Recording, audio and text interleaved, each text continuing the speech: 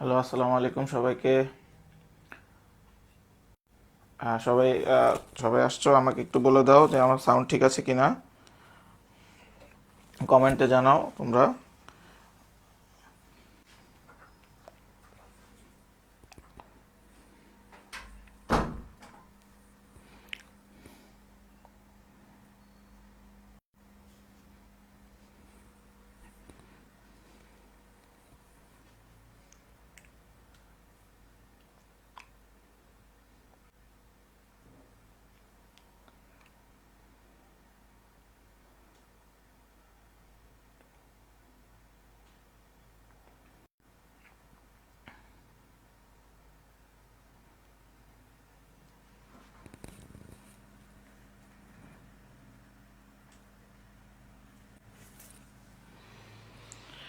জারিফ চলে আসছো, সামি রেজওয়ান চলে আসছো। ওয়ালাইকুম আসসালাম সৌমিক। তোমরা কেমন আছো সবাই? তোমাদের পড়াশোনা কেমন চলতেছে? আমাদের কিন্তু ক্লাস অলরেডি ভালো গতি নিয়ে ফেলছে। তোমরা কিন্তু তোমাদের যে লেকচার ক্লাসগুলো হচ্ছে সেগুলো কিন্তু তোমরা কভার করে ফেলতে হবে ইন দ্য মিন টাইম। যারা যারা হচ্ছে ফুললি প্রিপারেশন নিচ্ছ তাদেরকে বলতেছি যে ওয়ালাইকুম আসসালাম অতিথি ভাইয়া। তো যেটা বলতেছিলাম যে তোমাদের কিন্তু class English math class next, সামনে আবার হচ্ছে ইংলিশ ক্লাস হবে, দেন অ্যানালিটিক্যাল ক্লাস আসতেছে। তোমরা কিন্তু এই যেই টপিকগুলো এখন কিন্তু বেসিক থেকে যেহেতু শুরু করেছি আমরা, আস্তে ধীরে শুরু করেছি, সেহেতু তোমার ক্লাসের কন্টেন্ট যেগুলো দেওয়া হচ্ছে, যেগুলো প্র্যাকটিস দেওয়া হচ্ছে, তোমরা কিন্তু সেগুলো অবশ্যই কমপ্লিট করে ফেলবা। অ্যান্ড প্রবলেম হলে অবশ্যই আমাকে জানাবা। তো তোমাদের মধ্যে একটা ডিসকাশন গ্রুপ নিয়ে একটা কথা চলতেছিল যে ডিসকাশন গ্রুপ কি আছে কিনা, তো তোমরা ডিসকাশন গ্রুপ খুলতে পারো।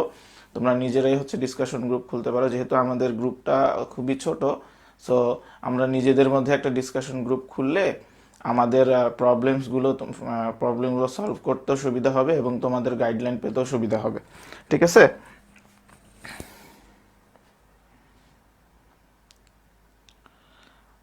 হ্যাঁ ভাইয়া, ভালো আছি।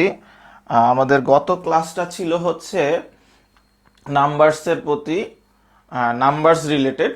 তো নাম্বারস রিলেটেড যে প্রবলেমগুলো তোমাদেরকে দেওয়া হয়েছে, অনেকগুলো প্রবলেম কিন্তু দেওয়া হয়েছে লেকচারের মধ্যে। ঠিক আছে, প্র্যাকটিস শিটের মধ্যে ছিল, লেকচার শিট আর প্র্যাকটিস শিট একসাথে ছিল। সো তোমরা সেই প্র্যাকটিসগুলো করছো কিনা একটু বলো আমাকে, যে তোমরা সেই প্র্যাকটিসগুলো করছো কিনা।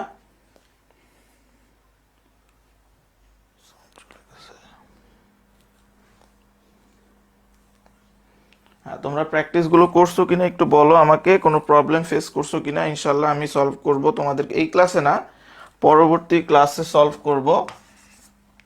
ঠিক আছে?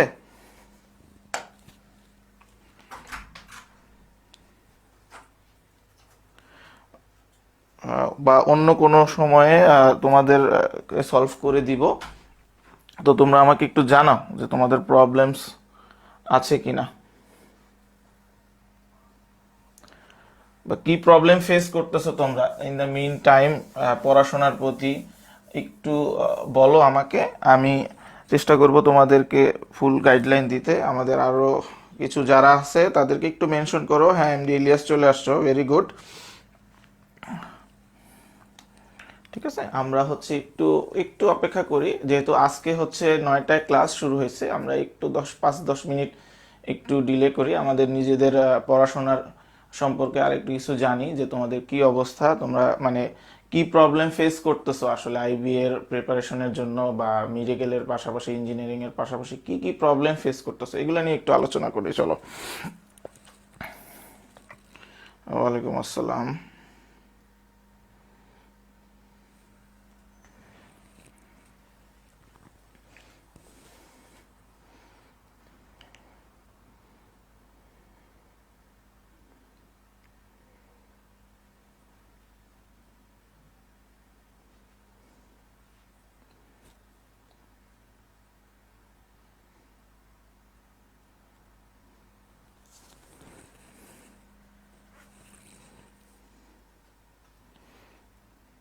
কারোই কোনো প্রবলেম নেই, ভেরি গুড, অনেক ভালো স্টুডেন্ট তো তোমরা।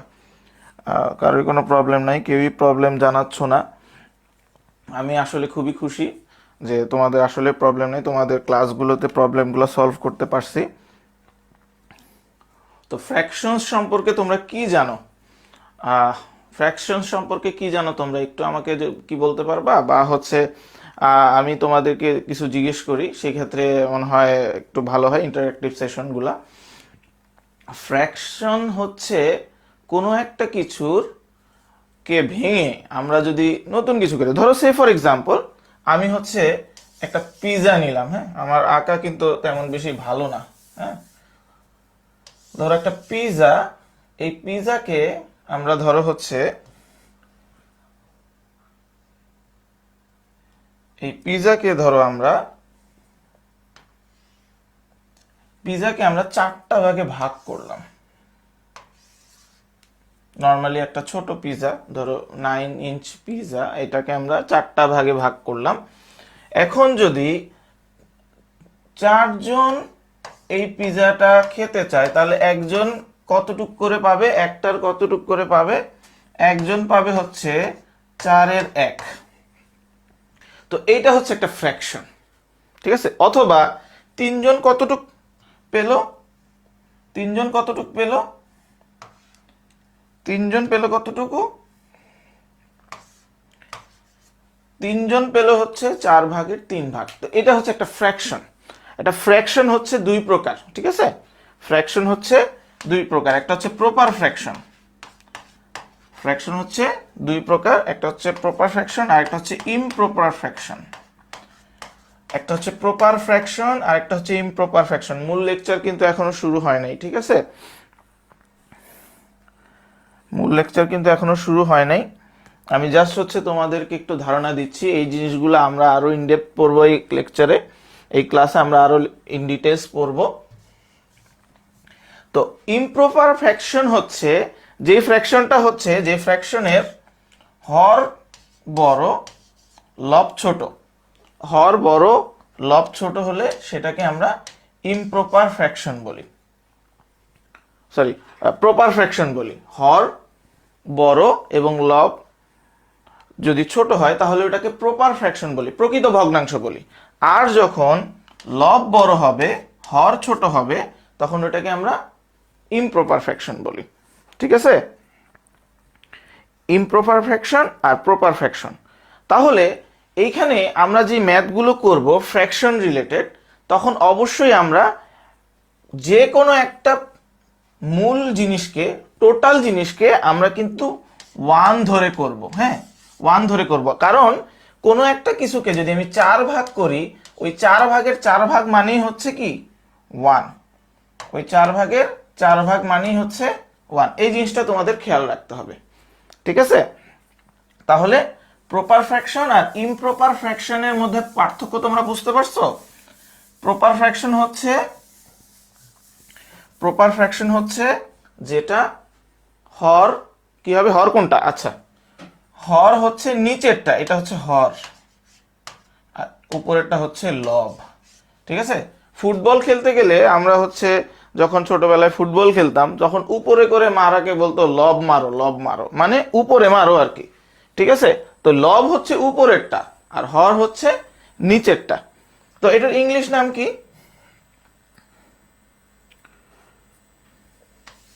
হর হচ্ছে নিচেরটা আর লব হচ্ছে উপরেরটা। তো এটার ইংলিশ নাম কি দেখো, হরের ইংলিশ নাম হচ্ছে ডিনোমিনেটর,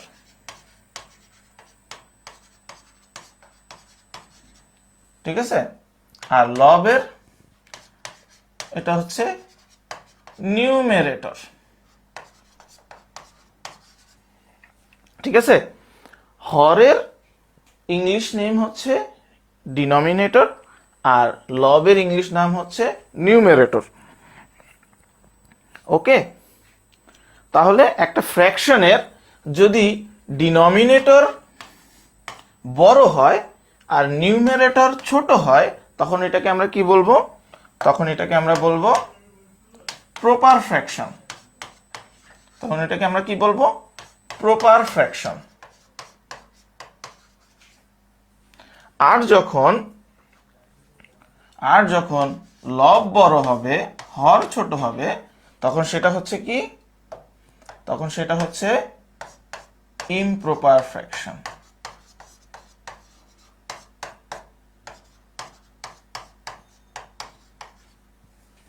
ওকে, আরেকটা ফ্র্যাকশন আছে যেটা হচ্ছে মিক্সড ফ্র্যাকশন বলে। মানে এই ইমপ্রপার ফ্র্যাকশনটাকে যদি আমি ভেঙে লিখতে চাই, মানে একটা ফ্র্যাকশন আকারে, একটা পূর্ণ সংখ্যা আকারে, যেমন এটাকে আমরা লিখতে পারি 1/4 মানে 1/4 যদি আমি লিখি, তখন এটাকে আমরা বলবো মিক্সড ফ্র্যাকশন। তখন কি বলবো? Mixed fraction.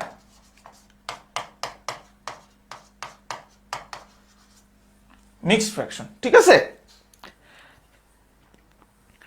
তাহলে প্রপার ফ্র্যাকশন, ইমপ্রপার ফ্র্যাকশন আর মিক্সড ফ্র্যাকশন, নিউমারেটর, ডিনোমিনেটর, এই জিনিসগুলো কি বোঝা গেছে? একদম বেসিক কনসেপ্ট।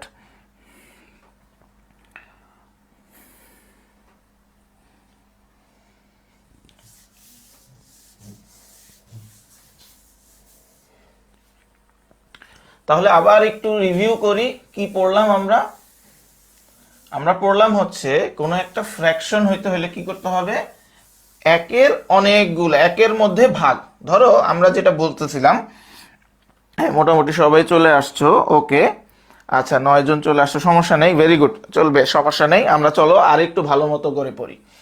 এই হচ্ছে একটা পিজা, মনে করো এটা হচ্ছে একটা পিজা। হ্যাঁ, এই পিজা হচ্ছে একটা 12 ইঞ্চি পিজা। এই জিনিসটাকে আমরা কি করলাম? এই জিনিসটাকে আমরা কতগুলা ভাগে ভাগ করলাম দেখো। এই পিজাটাকে আমরা কতগুলা ভাগে ভাগ করলাম? 1 2 3 4 5 6 7 8, ঠিক আছে? 8টা ভাগে ভাগ করলাম, ঠিক আছে? তার মানে এই একটা জিনিস 8 ভাগে চলে আসছে। এই যে নিচের যে জিনিসটা, এই নিচের জিনিসটাকে আমরা কি বলতেছি? ডিনোমিনেটর বলতেছি। কি বলতেছি? ডিনোমিনেটর বলতেছি, ঠিক আছে? নিচের জিনিসটাকে আমরা ডিনোমিনেটর বলতেছি 8। এখন একজন যদি দুইটা পায়, তার মানে সে কত পাচ্ছে? 8-এর 2 পাচ্ছে, ঠিক না? মানে 8 ভাগের 2 অংশ সে পাচ্ছে। আর উপরেরটাকে আমরা কি বলতেছি? নিউমেরেটর বলতেছি। নিচেরটাকে ডিনোমিনেটর বলতেছি, উপরেরটাকে নিউমেরেটর বলতেছি। 8 ভাগের 2 অংশ, এইটাকে ইকুইভ্যালেন্ট টু কি বলতে পারি আমরা? এই জিনিসটাকে, যেহেতু 8 দিয়ে 2 কে কাটা যাচ্ছে, তার মানে এটাকে আমরা বলতেছি 4-এর 1 অংশ, ঠিক আছে? 4-এর 1 অংশ। সো এই হচ্ছে আমার মূলত, এটা কি? এটা হচ্ছে প্রপার ফ্র্যাকশন। প্রপার ফ্র্যাকশন সবসময় 1-এর চেয়ে ছোট হয়, এটা কি জানো? প্রপার ফ্র্যাকশন সবসময় 1-এর চেয়ে ছোট হয়। এই হচ্ছে প্রপার ফ্র্যাকশন। প্রপার ফ্র্যাকশন সবসময় 1-এর চেয়ে ছোট হবে। আর ইমপ্রপার ফ্র্যাকশন কি হবে? ইমপ্রপার ফ্র্যাকশন 1-এর চেয়ে বড় হবে অলওয়েজ। ইমপ্রপার ফ্র্যাকশনকে কিন্তু কি মিক্স ফ্র্যাকশনে প্রকাশ করা যায়। ওকে, তাহলে চলো দেখি আমরা। এইটা যদি হয় একটা নাম্বার লাইন, দেখো ফ্র্যাকশন কোথায় থাকে? দুইটা পূর্ণ সংখ্যার মাঝখানে কিন্তু ফ্র্যাকশন থাকে। এই যে 13/2, এটা মানে কি? এটা হচ্ছে 6.5, ঠিক না? 13-কে 2 দিয়ে ভাগ করলে কি পাওয়া যায়? 6.5 পাওয়া যায়। তো এই 6.5 7 এবং 6-এর মাঝখানে আছে। সো এটাই হচ্ছে আমার কি? এটাই হচ্ছে আমার একটা ফ্র্যাকশন, ঠিক আছে? তাহলে দেখো আমরা যেভাবে বুঝাইছি যে কোনো একটা পিজা, দেখো পিজার এক অংশ খাওয়া হয়ে গেছে, এই অংশটা খাওয়া হয়ে গেছে, তাহলে রইলো কয় অংশ? 3 অংশ। কত অংশের মধ্যে 3 অংশ রইলো? 2 অংশের মধ্যে, নাকি না 4 অংশের মধ্যে যদি 3 অংশ থাকে, তখন আমরা সেটাকে কি বলতেছি? 3/4 বলতেছি। 3/4 বলতেছি। তাহলে দেখো এই যে এই ফ্র্যাকশনটা দেখো, একটু খেয়াল করো। এই ফ্র্যাকশনটা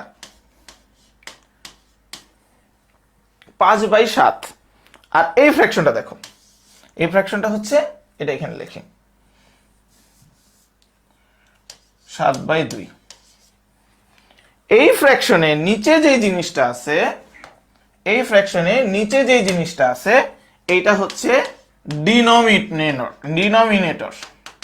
তাহলে আমরা এটাকে ডিনো বলতে পারি, হ্যাঁ ঠিক আছে। আর উপরেরটা হচ্ছে নিউমেরেটর, মানে নিউমা বলতে পারি, ঠিক আছে।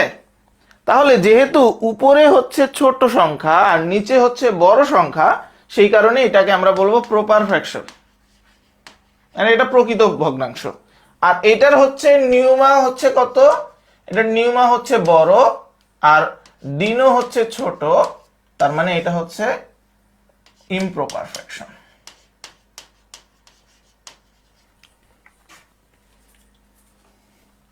ঠিক আছে।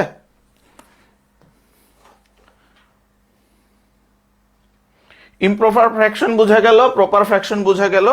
এখন এই ইমপ্রপার ফ্র্যাকশনকে আমরা যদি ভগ্নাংশ এবং পূর্ণ সংখ্যার মাধ্যমে প্রকাশ করি, মানে ইমপ্রপার ফ্র্যাকশনটাকে যদি একটা পূর্ণ সংখ্যা আর হচ্ছে একটা ইমপ্রপার ফ্র্যাকশনে প্রকাশ করি, দুইটা জিনিস একসাথে প্রকাশ করি, তখন এটাকে আমরা বলতেছি মিক্সড ফ্র্যাকশন। তখন এটাকে আমরা কি বলি, মিক্সড ফ্র্যাকশন। ঠিক আছে। যেমন দেখো এই জিনিসটা, এটা কিভাবে করি আমরা, এখানে হচ্ছে 103 ডিভাইডেড বাই 10, তো 100-র মধ্যে 10 হচ্ছে 10 বার যাচ্ছে, 10 বার যাচ্ছে, আমার ডিনোমিনেটর হচ্ছে 10, উপরে বাকি থাকতেছে কত, ভাগশেষ কত, আমার ভাগশেষ হচ্ছে আমার 3। এই হচ্ছে আমার মিক্সড ফ্র্যাকশন। তাহলে আমাদের কি গেল, আমাদের হচ্ছে ইমপ্রপার ফ্র্যাকশন গেল, ইমপ্রপার ফ্র্যাকশন গেল, মিক্সড ফ্র্যাকশন গেল। এই লেকচারে কিন্তু আমরা অনেকগুলো ম্যাথ করব এবং এই লেকচার থেকে আমরা ম্যাথগুলো একদম খুব ভালো মতো করে যাব, ঠিক আছে। মানে যাতে করে আমার এই ক্লাসের অন্য কোনো ম্যাথ আবার আর টাচ করা না লাগে, ঠিক আছে। যেহেতু এগুলো বেসিক্স, এই বেসিক্স থেকে আমরা কি করব, খুব ভালো করে ম্যাথ করে যাব, যাতে করে বেসিক ম্যাথগুলো আসলে আমরা খুব তাড়াতাড়ি পাওয়া যাই। দেখো উপরেরটা হচ্ছে ছোট আর নিচেরটা হচ্ছে বড়, এটা হচ্ছে প্রপার ফ্র্যাকশন। উপরেরটা বড় নিচেরটা ছোট, তখন আমরা কি বলতেছি, ইমপ্রপার ফ্র্যাকশন। আর যখন একটা পূর্ণ সংখ্যা আর একটা ফ্র্যাকশনকে মিলে লিখতেছি, তখন এটাকে কি বলতেছি, মিক্সড ফ্র্যাকশন।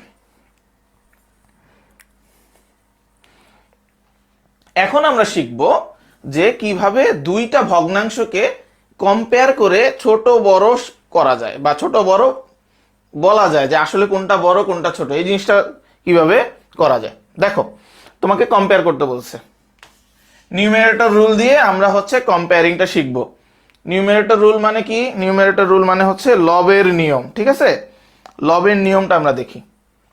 দেখো এই দুইটা ফ্র্যাকশন, যেহেতু এই দুইটা ফ্র্যাকশনের নিউমেরেটর দুইটা সেম, দুইটা নিউমেরেটর কি না সরি দুইটা ডিনোমিনেটর কি সেম, দুইটা ডিনোমিনেটর সেম, কিন্তু নিউমেরেটর গুলো হচ্ছে ডিফারেন্ট। যেহেতু নিউমেরেটর যেটা ছোট হবে তাহলে ওই ফ্র্যাকশনটা ছোট হবে। আর ডিনোমিনেটর সেম যদি থাকে, ডিনোমিনেটর মানে হচ্ছে হর যদি সেম থাকে আর উপরের লব নিউমেরেটর যদি ডিফারেন্ট থাকে, তখন আমরা কি সেম হরে, সমহরে আমরা কি বলতে পারবো, যে উপরের নিউমেরেটর দিয়ে প্রকাশ করতে পারবো কোনটা বড় কোনটা ছোট। তো এটা খুবই সহজ জিনিস। তাহলে চলো আমরা এখান থেকে কনসিডার করি যে আসলে কোনটা বড় বা কোনটা ছোট, মানে ছোট থেকে বড় আকারে আমরা এটাকে সাজানোর চেষ্টা করি। কি নিয়মে, আমাদের হচ্ছে সেই নিউমেরেটর রুলে। তাহলে এখানে দেখো, এখানে একটু দেখো যে এখানে যে হরগুলো আছে, এখানে যে হরগুলো আছে, এই হরগুলো হচ্ছে কত, 6, 8, 12, 24, চারটার হরই ডিফারেন্ট। তাহলে আমরা গত ক্লাসে যে জিনিসটা শিখছি যে 6, 8, 12, 24 এই সংখ্যাগুলোর হচ্ছে আমরা কি লসাগু বের করা শিখছি, ঠিক না। তো এই সংখ্যাগুলোর লসাগু কিভাবে বের করব, চলো এই সাইডে আমরা সুন্দর মতো করি। লসাগু কিভাবে বের করা যায়, 6, 8, 12, 24, এটা লসাগু কিভাবে বের করব, আমরা এই যেভাবে বের করতাম, আমরা এটাকে 6 দিয়ে ভাগ করে দেই 1, এটাকে যাচ্ছে না, আচ্ছা 6 দিয়ে করা যাবে না, 2 দিয়ে করি আমরা, 2 দিয়ে করলে 3, এটা হচ্ছে 4, এটা হচ্ছে 6, এটা হচ্ছে 12। এখন কি দিয়ে করা যাচ্ছে? 3 দিয়ে করা যাচ্ছে 1 4 2 4, 4 দিয়ে করা যাচ্ছে, এখানে আসতেছে 1, এখানে আসতেছে 1, এখানে আসতেছে 2, এখানে আসতেছে 4 1। তাহলে কি আসলো? এখানে কি আসতেছে? 2 গুণন 3 গুণন 4 গুণন 2, এটাই আসতেছে, ঠিক না? তাহলে দেখো এইভাবে যদি আমি করি, আমাদের লসাগু নির্ণয় করি, তাহলে কি খুব বড় হয়ে যাচ্ছে না আমাদের লসাগুটা? এই যে 2 চলে আসতেছে এখানে, এখানে 2 দিয়ে দিলেই কিন্তু হয়ে যেত। যাই হোক, এই সবগুলো সংখ্যার লসাগু কত? এই সবগুলো সংখ্যার লসাগু কত আমরা জানি। এই সবগুলো সংখ্যার লসাগু হচ্ছে, যেহেতু সবগুলো সংখ্যা 24 কে ভাগ করতে পারে, 24 কে দিয়ে সবগুলোকে ভাগ করা যায়, তাহলে 24 হচ্ছে এই সবগুলো সংখ্যার লসাগু। 24 হচ্ছে এই সবগুলো সংখ্যার লসাগু। কি করব তাহলে? দেখো 5/6 আছে, ঠিক না? সমহরে প্রকাশ করতে হলে, মানে সবগুলার হর যদি আমি সেম আকারে প্রকাশ করতে চাই, তাহলে কি করব আমি? অবশ্যই এইটার সাথে 4 গুণ করব, তাহলেই তো 24 হবে, ঠিক না? এটার সাথে 4 গুণ করব, তাহলেই 24 হবে। তাহলে 5/6 গুণ 4 দিলে, তাহলে নিচে 4 দিয়েছি, উপরেও কি 4 দিয়ে গুণ করতে হবে, ঠিক না? তাহলে হলো 24 আর উপরে হলো 20। এটাতে আসতেছি 3/8, নিচে 24 করতে হলে কি করতে হবে? 3 দিয়ে গুণ করতে হবে, তাহলে উপরেও 3 দিয়ে গুণ করতে হবে, তার মানে 9/24। আবার এইটা 7/12, 7/12 নিচেরটাকে 24 করতে হলে কি করতে হবে? 2 দিয়ে গুণ করতে হবে, তাহলে উপরেও 2 দিয়ে গুণ করতে হবে, তাহলে কি করব? 14/24, ঠিক আছে? আচ্ছা, তাহলে আরেকটা করি। 24-এরটা করার দরকার নাই, কারণ 23/24 অলরেডি 24-এ আছে। এখানে ছিল হচ্ছে 20/24। তাহলে বড় থেকে ছোট আকারে সাজাইতে বসে, অ্যাসেন্ডিং অর্ডার। অ্যাসেন্ডিং অর্ডার মানে ছোট থেকে বড় আকারে সাজাইতে বসে। তাহলে কিভাবে ছোট থেকে বড় আকারে সাজাবো? আমার প্রথমটা ছিল 20/24, তারপরে কি ছিল? 9/24, তারপরে কি ছিল? 14/24, তারপরে কি ছিল?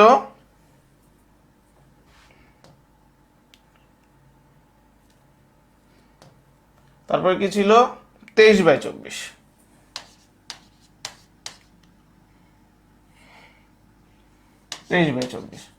তাহলে সবচেয়ে ছোট কোনটা? সবচেয়ে ছোট হচ্ছে এটা, 9/24। তার চেয়ে বড় কোনটা? 14/24। তার চেয়ে বড় কোনটা? 20/24। তার চেয়ে বড় কোনটা? 23/24। ঠিক আছে? এই জিনিসটা বুঝছো সবাই? দেখো এখানে এক্সপ্লেইন করে দেওয়া আছে খুব সুন্দর মতো। এই যে আমরা এই কাজটা করছি, এই কাজটা করছি, ঠিক আছে?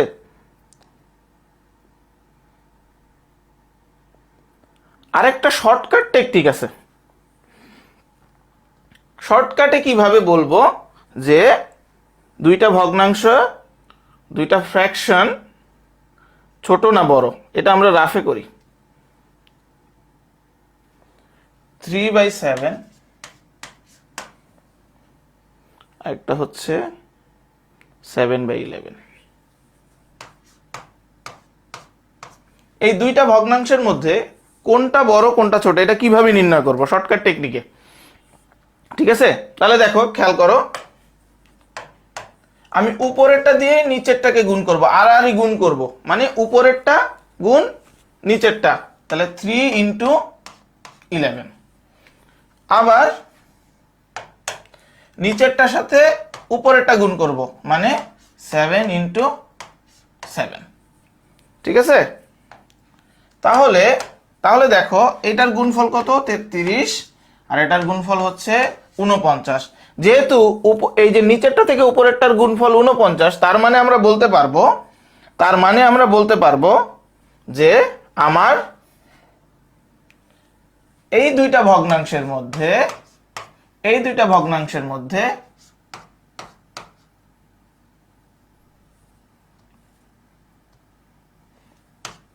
এই পাশেরটা মানে যেটা বড় সংখ্যা চলে আসছে সেটা হচ্ছে বড়, গুণফলে যেটা বড় আসছে সেটা বড়।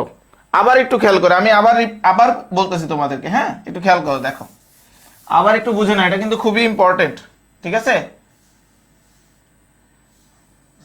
জাহাঙ্গীরনগরে এই প্রশ্ন চলে আসে, প্রতিবারই আসে এইরকম প্রশ্ন।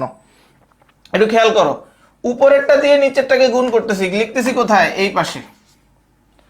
আবার নিচেরটা থেকে উপরেরটা গুণ করতেছি, ঠিক আছে, লিখতেছি কোথায়? এই পাশে।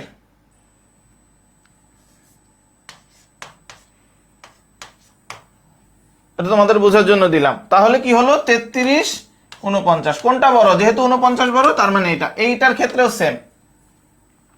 এইভাবে আমরা শর্টকাটে আমরা কি করতে পারি? আমরা এই ভগ্নাংশগুলোকে বের করতে পারি যে কোনটা বড় কোনটা ছোট।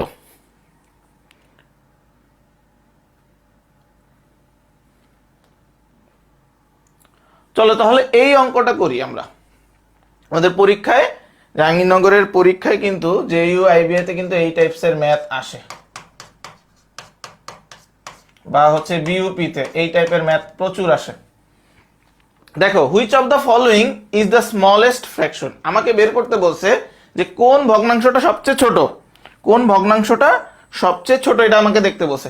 তাহলে এটা আমরা কি করব? আমরা তাহলে হচ্ছে সবচেয়ে ছোটটা চিন্তা করি যে কোনটা ধরে কাজ করবে। এই যে দেখো, আমরা একটু দেখো তোমাদের বলি, এই যে দেখো এইটা হচ্ছে, এটা আমরা ধরি 5/13, এটা ধরি আমরা, ঠিক আছে? এটার সাথে কোনটা কম্পেয়ার করব? এটা কম্পেয়ার করব 18/36, এটাকে কম্পেয়ার করব। কিভাবে করব এটা? আমরা আগে শিখছি, কি করছি আমরা, দেখো 5 × 36। এখন এত বড় সংখ্যা কিভাবে গুণ করবে? তোমাদেরকে একটা টেকনিক শিখাই, দেখো তোমাদেরকে একটা টেকনিক শিখাই, দেখো। অনেকে হচ্ছে ক্যালকুলেটরের প্রতি খুবই আকৃষ্টতা আছে, ঠিক আছে? দেখো এটা কিভাবে গুণ করবো, অনেক কঠিন গুণ না, অনেক বড় গুণ মনে হচ্ছে। তুমি আগে চিন্তা করো যে 36 গুণ 10 দিলে কত হয়? 36 গুণ 10 দিলে কত হয়? 360, এটা সবাই জানে, ঠিক না? তাহলে এর অর্ধেক কত হবে? এর অর্ধেক হবে 180, হয়ে গেল। অথবা চিন্তা করো 36-এর অর্ধেক কত? 36-এর অর্ধেক কত? 18, 18 দুগুণে 36, এটা সবাই জানে, তার মানে এটা হবে 180। এই যে দেখো, তাহলে আমাদের কি ছিল? আমাদের ছিল 5 × 36, এটা হচ্ছে 180। 13 × 18, 13 × 18 অবশ্যই কত হবে?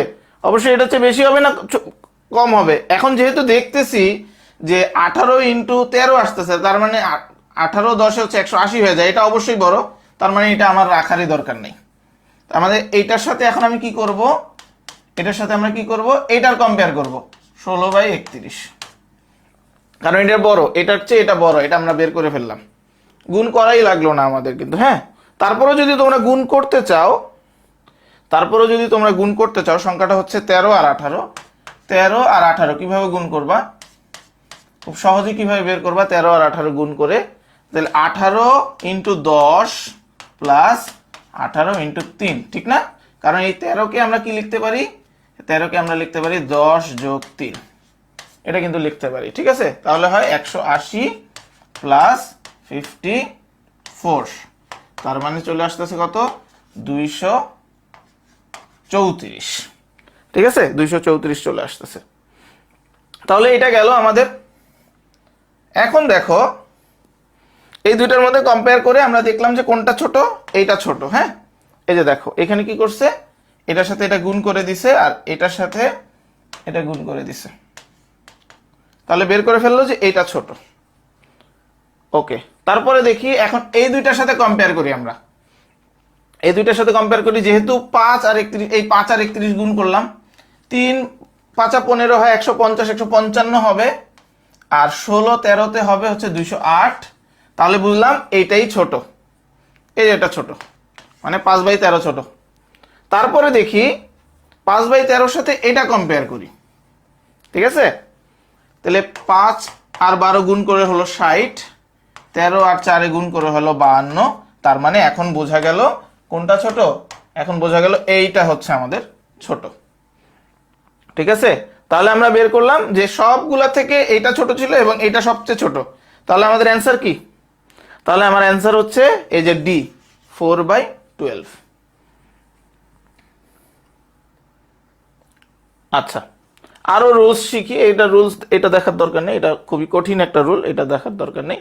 চলো আমরা এই ম্যাথগুলো করি, ঠিক আছে? এই ফ্র্যাকশনস রিলেটেড ম্যাথগুলো চলো আমরা করি। দেখো এখানে কি বলতেছে। এই পর্যন্ত সবাই কি বুঝছো? ফ্র্যাকশন রিলেটেড ম্যাথগুলো কি মানে ফ্র্যাকশনের যেই জিনিসগুলো ছিল তোমাদের কাছে, মানে যেই জিনিসগুলো বোঝার ছিল, সেই জিনিসগুলো কি বুঝছো?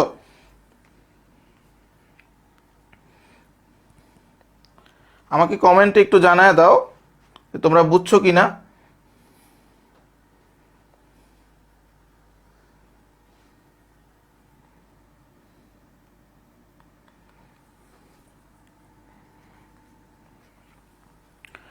তাহলে দেখো এখানে কি বলতেছে, একটু ভালো মতো একটু মনোযোগ দাও তোমরা, হ্যাঁ? এই ম্যাথগুলো কিন্তু পরীক্ষা চলে আসছে অলরেডি। আমি কিন্তু এই ম্যাথগুলো কালেক্ট করছি বিভিন্ন এক্সাম কোশ্চেন থেকে, জিম্যাট থেকে বা হচ্ছে স্যাট থেকে এই ম্যাথগুলো কিন্তু কালেকশন করা হয়েছে, হ্যাঁ? তো তোমরা একটু ভালো করে একটু মনোযোগ দিয়ে দেখো, একটু খাতা কলম নিয়ে রেডি হও। যে ম্যাথগুলো যে আমি যেগুলো হচ্ছে নোটস করে দিচ্ছি বা যেগুলো হচ্ছে ক্যালকুলেশন করতেছি, সেই জিনিসগুলো একটু ভালো মতো খেয়াল করো। দেখো, Tulish book collection, Tulish's book collection contains, তার বইয়ের কালেকশনে এতগুলো আছে হচ্ছে পোয়েট্রি বই। আচ্ছা, এই ফ্র্যাকশন হচ্ছে পোয়েট্রি বই আছে। 38 নোভেলস, মানে কি তার কাছে নোবেল আছে হচ্ছে 8/3। ওকে, দ্য রিমাইন্ডার মানে বাকিগুলো, ঠিক আছে? বাকিগুলো মানে আর কয়টা বাকি আছে এখন আমাদের বের করতে হবে। বাকিগুলো কি? নন ফিকশন বই। বাকিগুলো হচ্ছে কি? নন ফিকশন বই। তাহলে চলো আগে দেখি ওর কাছে কতগুলো পোয়েট্রি বই আছে আর কতগুলো নোবেল বই আছে। এটাকে যোগ করি। এটা যোগ করলে আমরা দেখবো যে 8 আর 3 এর লসাগু হচ্ছে 24, 3 8 24 হয়। আমরা 24 নিয়ে নিলাম, 24 নিয়ে নিলাম, ঠিক আছে? এখন 24-এর মধ্যে 3 যাচ্ছে হচ্ছে কত? 3 8 24, 8 বার, 8 একে 8, আর 24-এর মধ্যে 8 যাচ্ছে 3 বার, 3 3 9, হয়ে গেল কত? দেখো হয়ে গেল হচ্ছে 17/24। তার মানে আমি বুঝতে পারলাম যে ওর কাছে রিমাইন্ডার যে বইগুলো আছে সেগুলোর মধ্যে কতগুলো মানে এর আগে কতগুলো বই আছে ওর কাছে? 24-এর 17 অংশ হচ্ছে ওর কাছে পোয়েট্রি বুকস আর হচ্ছে নোবেল বুক আছে। এখন বলতেছে if Tulish has 70 non fiction books. আমি জানলাম যে পোয়েট্রি বই আর হচ্ছে নোবেল মিলে ওর কাছে এতগুলা বই আছে। তাহলে টোটাল ওর কাছে কতগুলো বই আছে? টোটাল ওর কাছে কতগুলো বই আছে? ধরলাম টোটাল ওর কাছে এক অংশ, মানে টোটাল এক অংশ বই আছে। 1x ধরতে পারো বা 1 ধরতে পারো, ঠিক আছে? যেভাবেই করো সমস্যা নেই, 1x ধরতে পারো।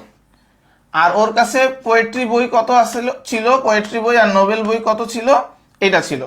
এটা কিন্তু ইকুয়েশন আকারে করা যায়, আমি কিন্তু শর্টকাটে করতেছি, হ্যাঁ? একটু দেখো তোমরা। তাহলে টোটাল থেকে যদি আমি এই নোবেল বুক আর পোয়েট্রি বুক মাইনাস করে দিই তাহলে আমি কি পাবো? নন ফিকশন বই পাবো না? টোটাল থেকে যদি আমি পোয়েট্রি বুক আর নোবেল বুক মাইনাস করে দিই তাহলে নন ফিকশন বই পাবো না? 24x minus 17x is equals to 7x divided by 24। এই হচ্ছে তার নন ফিকশন বই। নন ফিকশন বইয়ের সংখ্যা আমরা বের করে ফেলছি, 7x divided by 24। এখন আমাদের যেহেতু দেওয়া ছিল যে তার কাছে কতগুলো নন ফিকশন বই আছে, তার কাছে নন ফিকশন বই আছে 70টা। তাহলে আমি বলতে পারি না যে 7x divided by 24 is equals to 70? এটা আমরা বলতে পারি না? এখন ইকুয়েশন করে দেখি আমরা। এই 24 চলে যাবে ওইখানে, 70 ইন্টু 24, আর এই 7 চলে আসবে নিচে, তার মানে এটা এরকম দাঁড়াবে।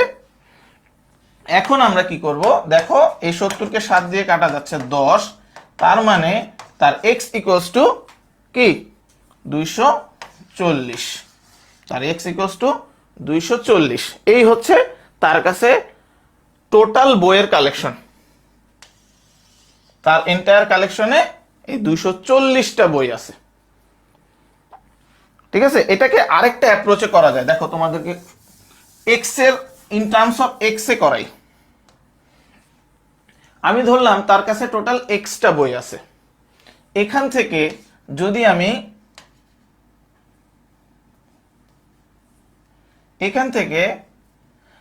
আমি তার পোয়েট্রি বইয়ের কালেকশন, এক সেকেন্ড একটু কনফার্ম হয়ে নেই, তার পোয়েট্রি বইয়ের কালেকশন আর হচ্ছে তার নোভেল বইয়ের কালেকশন মাইনাস করি, তাহলে আমি কত পাবো, আমি পাবো 70। তোমরা কিন্তু ছোটবেলায় এভাবেই ম্যাথ করছো, বা হচ্ছে তোমাদের জেনারেল ম্যাথ, হায়ার ম্যাথের যে অ্যালজেব্রা গুলো ছিল সেগুলো কিন্তু তোমরা এইভাবেই করছো। হ্যাঁ, কারণ এইভাবে তো আমাদের, এভাবে করলেও তোমাদের হবে। ঠিক আছে, এখন কি করব আমরা, সেই একই জিনিস, মাইনাস এটার 24 চলে আসতেছে, তাহলে এখানে ছিল হচ্ছে 8x আর এখানে ছিল হচ্ছে 9x, এখানে হচ্ছে 70, তাহলে এখানে চলে আসতেছে x minus 17x divided by 24,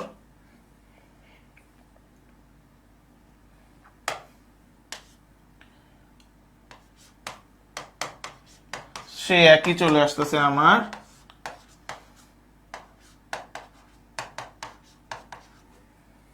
এই হচ্ছে আমার জিনিস।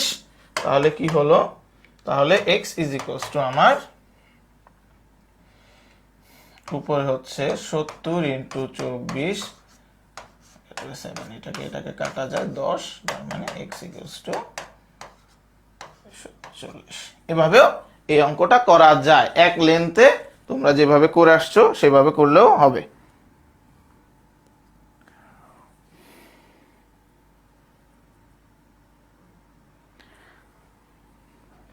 ভেরি ইন্টারেস্টিং একটা প্রশ্ন করছো যে ভাই এক্সামে কি ম্যাথ করে দেখাতে হবে নাকি শুধু অ্যান্সার করলে হবে।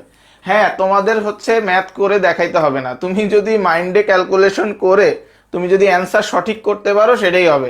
তোমার হচ্ছে রাফে তুমি কি করছো কি লিখছো সেটা দেখার দরকার নাই, তুমি কিভাবে অঙ্কটা করতেছো সেটাও দেখার দরকার নাই, তুমি জাস্ট অ্যান্সার এমসিকিউ দাগাইতে পারলেই হলো। এই যে ওএমআর এ তোমরা গোল দাগাইতে পারলেই হলো। তোমাদের হচ্ছে এই যে ক্যালকুলেশন দেখাচ্ছি এগুলো হচ্ছে তোমাদের বোঝার জন্য যে ম্যাথগুলো কিভাবে করতে হয়। তোমাদের পরীক্ষায় কিন্তু এই জিনিসগুলো দেখাইতে হবে না।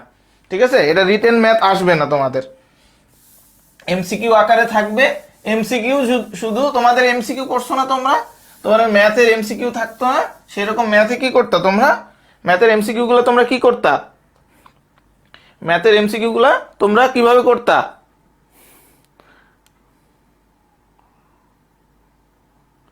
ম্যাথের এমসিকিউ গুলো তোমরা যেভাবে করতা জাস্ট এমসিকিউ দাগাইতে পারলেই হইলো, সেভাবে করলেই হবে।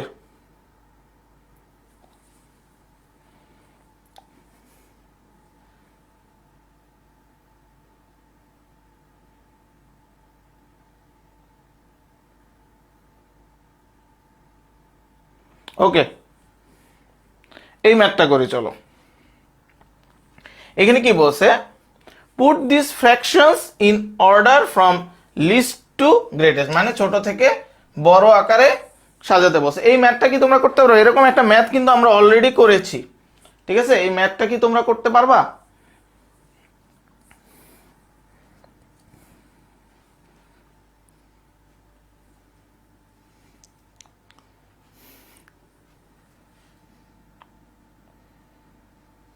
আচ্ছা ইব্রাহিম খলিল ইশতিয়াক বলতেছো ভেরি ফানি, খুবই আসলে ফানি একটা কথা বলছো।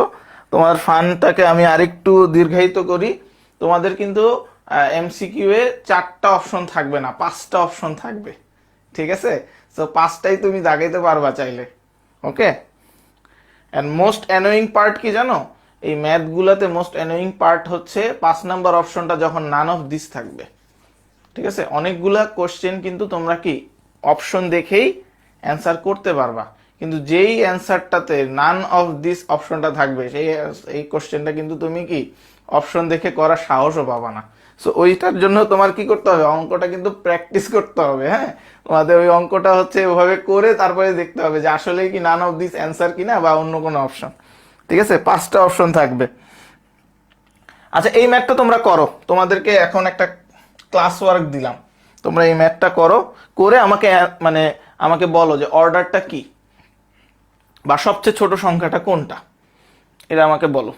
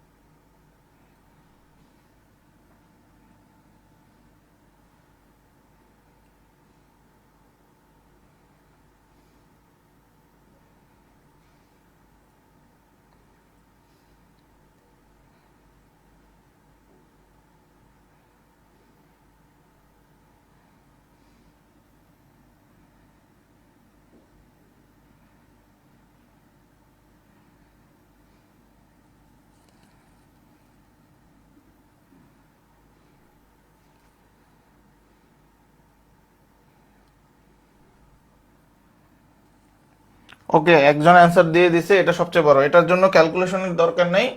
19/20 সবচেয়ে বড়, কারণ হচ্ছে আমরা দেখতেছি যে নিউমারেটর আর ডিনোমিনেটর হচ্ছে সেম, প্রায় কাছাকাছি, ঠিক না, প্রায় কাছাকাছি নিউমারেটর আর ডিনোমিনেটর, তো এটা হচ্ছে সবচেয়ে বড়। ওকে, তারপরে আসি। তারপরে যেহেতু দেখতেছি, দেখো তোমার নিউমারেটর আর ডিনোমিনেটরের মধ্যে ব্যবধান দেখো, এখানে দেখো, এখানে দেখো 16 আছে, অনেক বড় একটা সংখ্যা, উপরে ছোট, তাহলে এটা হচ্ছে সবচেয়ে ছোট হওয়ার সম্ভাবনা আছে, সবচেয়ে ছোট এটাই হওয়ার কথা। ঠিক আছে, আর এখানে দেখো এই দুইটার মধ্যে তোমাদের একটু কনফিউশন লাগবে যে 9/17 আর 7/15 এই দুইটার মধ্যে ছোট বড় কোনটা। তাহলে তো চলো আমরা এটা করে ফেলি, 9/15 করি, 9/15 আর হচ্ছে সরি 9/17, 9/17 আর 7/15 এটা করি। তাহলে দেখো 9 × 15 দিব, এটার সাথে এটা গুণ করব, আমরা জানি 15×10 150, তার মানে 135 হবে, আর এটার সাথে এটা গুণ করব, এটার সাথে এটা গুণ করি, 17 × 7, 17 × 7 দিলে 70, আর 7 7 49, 49 আর 70 হয় হচ্ছে 117, 119, ঠিক আছে, 119। তাহলে বড় কোনটা, অবশ্যই এটা বড়, এটা ছোট, তার মানে আমরা বুঝতেছি কোনটা ছোট, এইটা ছোট, 7/15 হচ্ছে ছোট, তাহলে এটার চেয়ে হচ্ছে 7/15 হচ্ছে বড়, এটার চেয়ে বড় হচ্ছে 9/17, এটার চেয়ে বড় হচ্ছে এটা। এই হচ্ছে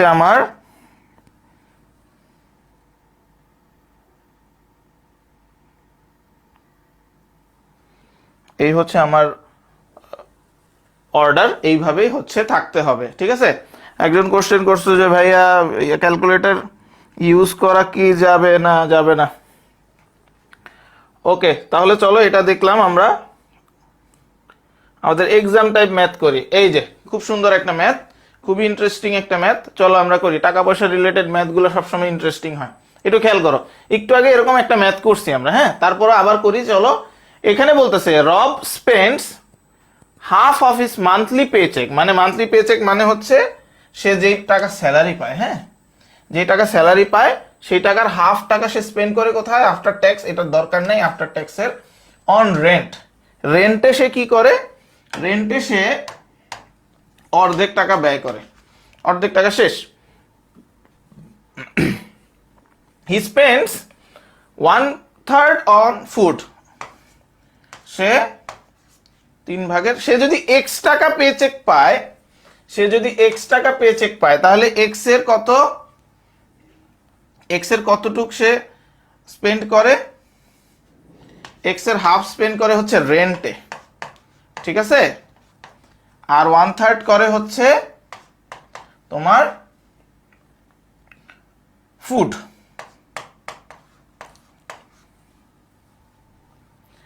আর 1/8 অন এন্টারটেইনমেন্ট, খুব ভোগবিলাস করে মনে হয়, এরকম একটা কথা, আচ্ছা ফুড, তাহলে এটা হচ্ছে এন্টারটেইনমেন্টে করে।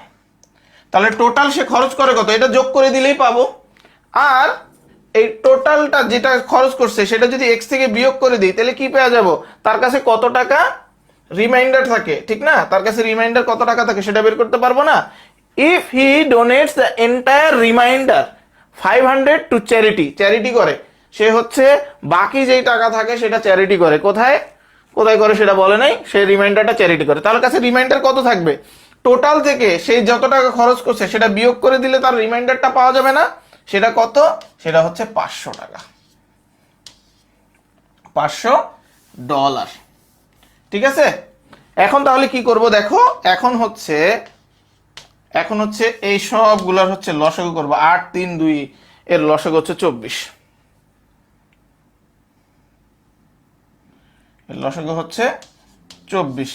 তাহলে 24-এর মধ্যে 2 12 বার যায়, 12x, 24-এর মধ্যে 3 8 বার যাচ্ছে, 8x, আর 24-এর মধ্যে 8 3 বার যাচ্ছে, 3x ইকুয়ালস টু 500, ঠিক আছে। শর্টকাটেও করতে পারো, যারা শর্টকাটটা এতক্ষণে বুঝে গেছো তারা শর্টকাটেও করে নিতে পারো। x মাইনাস আমরা 24 যে থাকবে 12 10 23,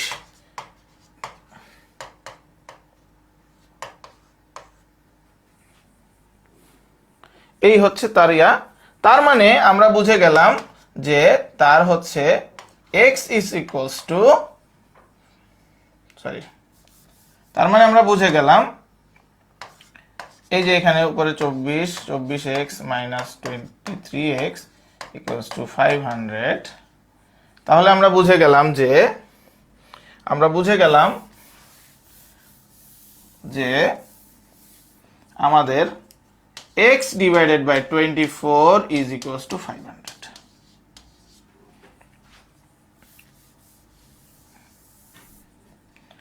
তাহলে x ইকুয়ালস টু কত? সে কত টাকা তার মান্থলি স্যালারি, মান্থলি ইনকাম কত? তার মান্থলি ইনকাম, এই 24 দিয়ে 500 কে গুণ করব, 500 ইন্টু 24, ঠিক না? এখন 500 ইন্টু 24 কত? অনেকে চিন্তা করতেছে আরে তো বড় গুণ আমরা কিভাবে করব? 5-এর সাথে 24 কে গুণ করো, 5-এর সাথে 24 কে গুণ করতে পারতেছো না? 24-এর সাথে 110 কে গুণ করো, 24-এর সাথে 10 কে গুণ করলে কত হয়? 240 হয়। তার মানে 5 দিয়ে গুণ করলে 120 হবে। তাহলে 120 আসলো 5-এর সাথে গুণ করার পরে, শূন্য কয়টা রয়ে গেল? শূন্য রয়ে গেছে 2টা, তার মানে এই যে 2টা যোগ করে দিলাম, তাহলে 12,000 হয়ে গেছে। তার মানে তার মান্থলি স্যালারি হচ্ছে $12,000, ঠিক আছে। ভেরি গুড ইয়াসিন আরাফাত, আগে করে ফেলছো। তাহলে চলো আরেকটু হার্ড লেভেলের ম্যাথ করি, এই ম্যাথগুলো করতে তোমাদের একটু সমস্যা হবে, একটু ভালো মতো মনোযোগ দিয়ে দেখো। বলতেছে Lisa spends 3/8 of her monthly paycheque on rent. তাহলে লিসা কি করে? তার স্যালারির 8/3 সে রেন্টে খরচ করে, 5/12 অন ফুড, তাহলে 5/12 অন ফুড খরচ করে। তাহলে তার লিসার স্যালারি যদি এক্স হয়, তাহলে এইটা আর এই হচ্ছে তার খরচ। এখন বলতেছে her roommate her roommate Carrie who earns twice as much as Lisa. Lisa কত টাকা আয় করে? এক্স টাকা। তাহলে ক্যারি কত টাকা আয় করবে? 2x টাকা, ঠিক না? তাহলে এই 2x টাকা সে আয় করে, spends 1/4 of her monthly paycheque on rent. তাহলে সে 2x টাকা আয় করে, এই আয়ের 4/1 অংশ সে কি করে? সে হচ্ছে রেন্টে খরচ করে। অ্যান্ড হাফ অন ফুড, তাহলে 2x এর হাফ হচ্ছে সে ফুডে খরচ করে। এই হচ্ছে তার টোটাল খরচ। এখানে হচ্ছে এটা হচ্ছে লিসার টোটাল খরচ, আর এটা হচ্ছে ক্যারির টোটাল খরচ। এখন দেখি তো তাদের কার কার খরচ কত। এখানে আমরা যদি করি তাহলে এখানে আসতেছে 24, 8 আর 12 লসাগু হচ্ছে 24, তাহলে 3 3 9 হয় 9x, আর এটার সাথে হয় প্লাস 10x ইকুয়াল টু কত হয়? নিচে হয় 24, উপর হয় 19x। ওকে, তাহলে এখানে কত হচ্ছে? এখানে হচ্ছে 2 এ 4 এ কাটা যাচ্ছে, তাহলে নিচে থাকছে 2, তার মানে x ডিভাইডেড বাই 2 প্লাস এখানে 2 তে 2 তে কাটা যাচ্ছে x। তাহলে তার টোটাল খরচ হচ্ছে উপরে নিচে 2x x প্লাস 2x, তার মানে তার খরচ হচ্ছে এখানে চলে আসতেছে 3x বাই 2। এই হচ্ছে ক্যারির খরচ, এই হচ্ছে লিসার খরচ, আর এই হচ্ছে ক্যারির খরচ, ঠিক আছে? এখন বলতেছে কি দেখি, if two women decided to donate the remainder of their money to charity each month. তার মানে হচ্ছে দুইজন মহিলা তাদের যত টাকা বেঁচে আছে, দেখি কত টাকা বেঁচে আছে এটা একটু বের করি। ক্যারি খরচ করতেছে, লিসা খরচ করতেছে 19x divided by 24, R carry খরচ করতেছে 3x ডিভাইডেড বাই 2। এই টাকা খরচ করতেছে যার যার স্যালারির, ঠিক আছে? তাহলে লিসার কাছে কত থাকতেছে দেখি। লিসার কাছে থাকতেছে নিচে 24x মাইনাস 19x, তার মানে 5x ডিভাইডেড বাই 24। আর এখানে ও 2x টাকা ইনকাম করতেছিল, তাহলে 2x থেকে এটা বিয়োগ করব, তাহলে নিচে থাকে 2 4x মাইনাস 3x, এখানে আসছে x ডিভাইডেড বাই 2। এটা হচ্ছে লিসার রিমাইন্ডার, ইনকামের রিমাইন্ডার, আর এটা হচ্ছে ক্যারির রিমাইন্ডার। তাহলে টোটাল রিমাইন্ডারকে আমরা যোগ করতে পারি, টোটাল রিমাইন্ডারকে আমরা যোগ করতে পারি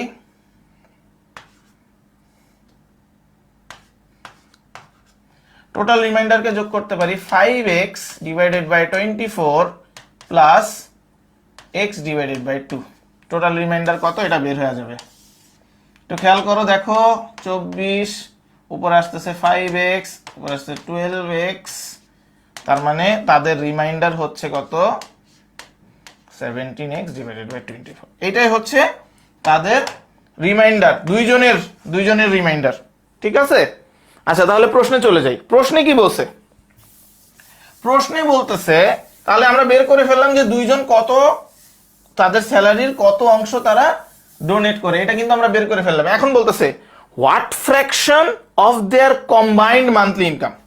তাহলে এখন আমরা ধরছিলাম লিসা ইনকাম করে x টাকা আর ক্যারি ইনকাম করে 2x টাকা, তাহলে তো তাদের ইনকামের যোগফল কত? 3x টাকা, অবভিয়াসলি, ঠিক না? সে x টাকা ইনকাম করে আর ও হচ্ছে 2x টাকা ইনকাম করে, তাহলে ওদের কম্বাইন্ড ইনকাম কত? 2x টাকা। বলছে what fraction of their combined, মানে ওইখানে আমার ছিল তাদের কম্বাইন্ড ডোনেশন কত? 17x divided by 24। এখন তারা ইনকাম করতেছে কত? 3x, তাহলে উপরে আসবে 17x ডিভাইডেড বাই 24, নিচে আসবে 23x। এই হচ্ছে আমাদের ইনকাম। এটা সুন্দর করে লিখি, কি আসতেছিল? 17x divided by 24 divided by 3x।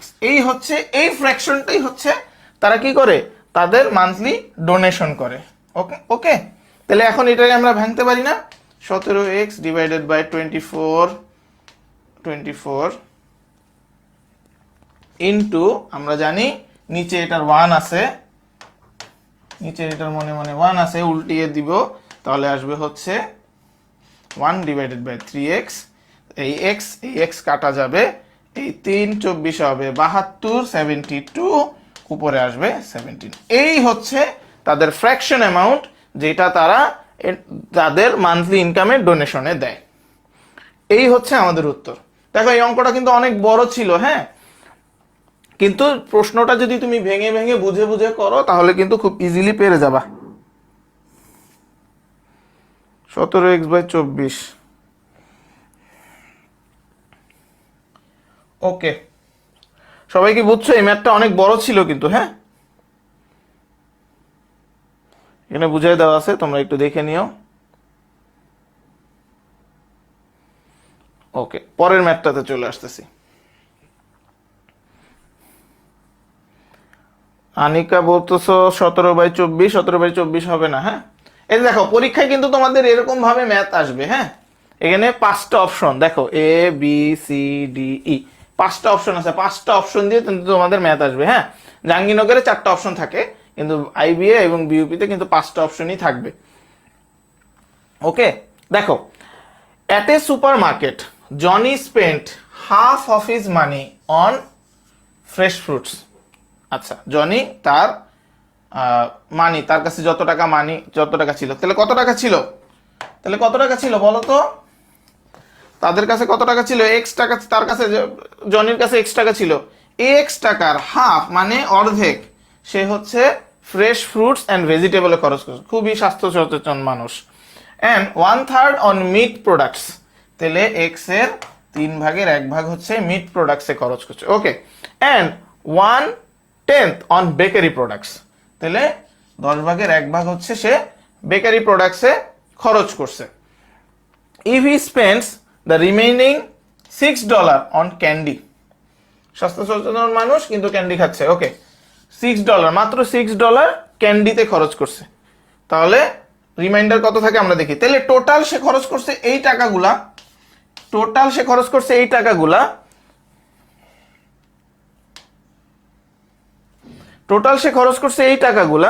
এখন টোটাল তার কাছে যত টাকা ছিল তার থেকে যদি আমি বিয়োগ করে দেই কত টাকা সে খরচ করছে, তাহলে তার কাছে থাকবে কত টাকা? মাত্র $6। এটাই সে ক্যান্ডিতে খরচ করছে। তাহলে আমি বের করতে পারবো how much did he spend on supermarket, total সে কত টাকা খরচ করছে। এই যে টোটাল তার খরচের টাকার পরিমাণ কত, এক্স ধরছি, এক্স এর মানটা আমরা বের করব। তাহলে এটাকে করতে পারি এক্স মাইনাস, এখানে 2 3 10 লসাগু কত? 2 3 10 লসাগু হচ্ছে 30, 2 3 10 লসাগু হচ্ছে 30, তাহলে 15x plus 10x plus 3x equals to 6। তাহলে এখানে আসতেছে নিচে 30, তাহলে 30x আসতেছে minus 15 10 25 R 3 28, 28x equals to 6। আচ্ছা, তোমরা দেখতে পারতেছো?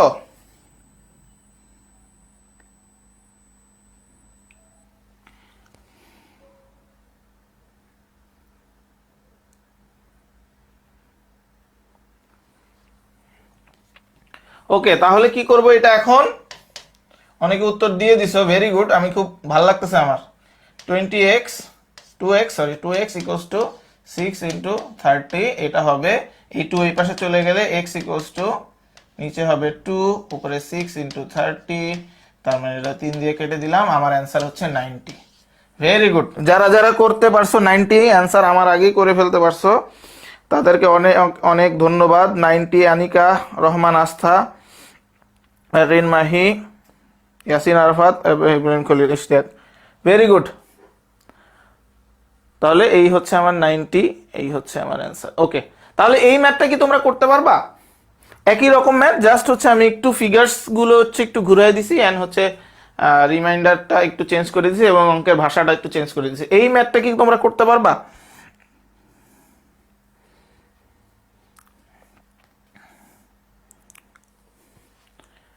এই ম্যাথটা করো তো তোমরা, দেখি তোমরা পারো কিনা।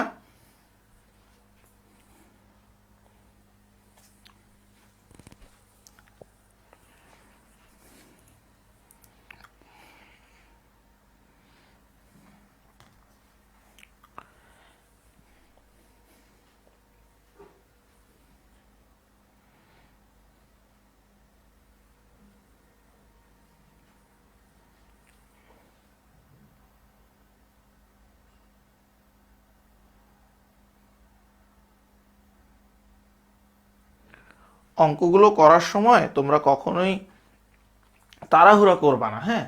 যত সহজ অঙ্ক হোক, যত সহজ ম্যাথ হোক, যত সহজ কোনো কিছুই আসুক না কেন, সেটাকে কখনোই তোমরা খাটো করে দেখবা না যে হ্যাঁ আরে এই অঙ্কটা তো অনেক সহজ, খুব ইজিলি পেরে যাব। ঠিক আছে, সবসময় মনে রাখবা যে যেই অঙ্কটাতে তুমি হেলামি করবা বা যেই জিনিসটাতে তুমি খুব হেলামি করবা যে না আমি হচ্ছে এই জিনিসটা খুব সহজেই পেরে যাবো, এই জিনিসটা খুবই সহজ, ওই জিনিসটাই কিন্তু তোমার জন্য কাল হয়ে দাঁড়াবে। যেমনটা হচ্ছে সবসময় বলে যে হচ্ছে প্রতিপক্ষকে কখনো দুর্বল মনে করতে হয় না, ঠিক ওরকম যে কোনো প্রশ্ন, যে কোনো পরীক্ষার যে কোনো প্রশ্ন কখনোই চিন্তা করবা না যে ভাই এটা অনেক সহজ, এটা আমি পারবো। পরীক্ষার হলে হোক বা হচ্ছে তোমার প্রিপারেশন নেওয়ার সময় হোক, তুমি সবসময় চিন্তা করবা কি যে এইটা হচ্ছে আমি হয়তো পারবো, চেষ্টা করলে পারবো, খুব সহজ একদম হচ্ছে গা ছাড়া ভাব দেখাবা, দেখবা যে হচ্ছে কি ওইটা তোমার পারতে অনেক কষ্ট হবে। আচ্ছা, খলিল বলতেছে 200। আল্লাহ, দেখি তো এখানে বলতেছে যে সে হচ্ছে 1/5 হচ্ছে, আচ্ছা দেখি আমরা এটা না করি, দেখি এটার অ্যান্সারটা কি। এস 200, ওয়াও 200 একজন বলে দিচ্ছে। আচ্ছা তাহলে চলো এটা আমরা একটু এক্সপ্লেইন করি। বলতেছে of the final grades received by the students in a certain math course 1/5 কত, 1/5 পাইছে হচ্ছে এ, তাহলে টোটাল এক্স এর মধ্যে x ডিভাইডেড বাই 5 হচ্ছে a পাইছে, x ডিভাইডেড বাই 4 হচ্ছে b পাইছে, x ডিভাইডেড বাই 2 হচ্ছে c পাইছে, এন্ড রিমাইনিং কত 10 গ্রেডস আর, তাহলে এই টোটাল থেকে আমি যদি মাইনাস করি তাহলে পাবো 10। এই পর্যন্ত সো ফার সো গুড। তাহলে এখন কি, এখন হচ্ছে x মাইনাস শর্টকাটে করে দিচ্ছি, 20 হচ্ছে আমার লসাগু, এখানে হবে 4x, এখানে হবে 5x, 9x আর এখানে হবে 10x, তার মানে হচ্ছে 19x, তার মানে ইকুয়ালস টু 10। তার মানে এখানে আসতেছে আমার হচ্ছে x divided by 20 is equals to 10, that means x equals to 200। Very good, আলহামদুলিল্লাহ, শিখাইতে পারছি তোমাদেরকে। এইবার আসতেছে একটু হার্ড, এটা হচ্ছে এই ম্যাথটা হচ্ছে তোমাদের জন্য, এটা ডাবল লেয়ারের ম্যাথ বলি আমি। এতক্ষণ তো হচ্ছে একজন ছিল, একটা ছিল, একটার মধ্যে থেকে ভাগে ভাগে আসতেছে, এখন ডাবল। একটু ভালো করে দেখো এই ম্যাথগুলা, এই ম্যাথটা ভালো করে দেখো, আইবিএস আসার মতো ম্যাথ এটা, এটা কিন্তু জিম্যাটের ম্যাথ। হ্যাঁ, তোমরা যারা জিম্যাট বই কিনছো, হ্যাঁ জিম্যাটের বই থেকে তোমরা কিন্তু এই যে ফ্র্যাকশনস, নাম্বারস, হ্যাঁ নাম্বার রিলেটেড ম্যাথ বা হচ্ছে এই যে অড ইভেন এই রিলেটেড ম্যাথ, এগুলো কিন্তু তোমরা চাইলে প্র্যাকটিস করতে পারো এখন। ঠিক আছে, তোমরা পড়ার পাশাপাশি অবসর সময়ে বসে বসে ম্যাথ করবা। দেখো এখানে কি বলতেছে, এটা কিন্তু জিম্যাটের ম্যাথ। হ্যাঁ, এখানে কি বলতেছে দেখি, এখানে বলতেছে যে each worker at a loading dock, each worker on the night crew loaded 3/4 as many boxes as each worker on the day crew। অনেক কঠিন কথা বলতেছে যে কোন একটা লোডিং ডকে দিনে যারা কাজ করে তারা যতগুলা লোড করতে পারে, মানে বোঝাই করতে পারে, তাদের মধ্যে থেকে তারা যতটুকু পারে, যারা রাতে কাজ করে তারা 4/3 ভাগ পারে। তার মানে যারা দিনে কাজ করে তারা যদি একটা পারে, রাতে কাজ করে তারা হচ্ছে 4/3 পারে। আবার বলতেছি if the night crew has 5/4 as many worker as day crew, মানে কি ডে ক্রিউ এ বেশি আছে, ডে ক্রিউ এ যদি একজন লোক থাকে তাহলে নাইট ক্রিউ এ কত আছে, 4/5 ভাগ, 5/4 ভাগ। এই পর্যন্ত কি বোঝা গেছে? প্রশ্নটা কি বোঝা গেছে যে কোন একটা লোডিং ডকে রাতে যারা কাজ করে তারা কয়টা, দিনে যদি কোনো ক্রু একটা করে তাহলে রাতের ওরা 4/3 ভাগ করে। আর রাতে কতজন কাজ করে, দিনে যদি একজন কাজ করে থাকে তাহলে রাতে হচ্ছে 5/4 ভাগ কাজ করে, মানে 5 জন কাজ করলে 4 জন ওইভাবে কাজ করে। ঠিক আছে, এই পর্যন্ত কি বোঝা গেছে প্রশ্নটা?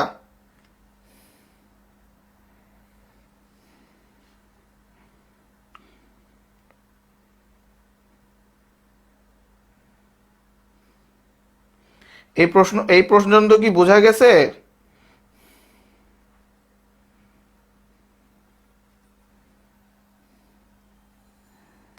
ওকে, তাহলে একজন মিলে যদি এতগুলো কালেক্ট করতে পারে, তাহলে রাতে কতজন আছে? রাতে আছে 3/4 ইন্টু 4/5, এই এতজন লোক আছে। তাহলে তারা মিলে কতটুকু লোড করতে পারলো? তারা মিলে হচ্ছে 3/5 অংশ লোড করতে পারলো। এটা কি বোঝা গেছে?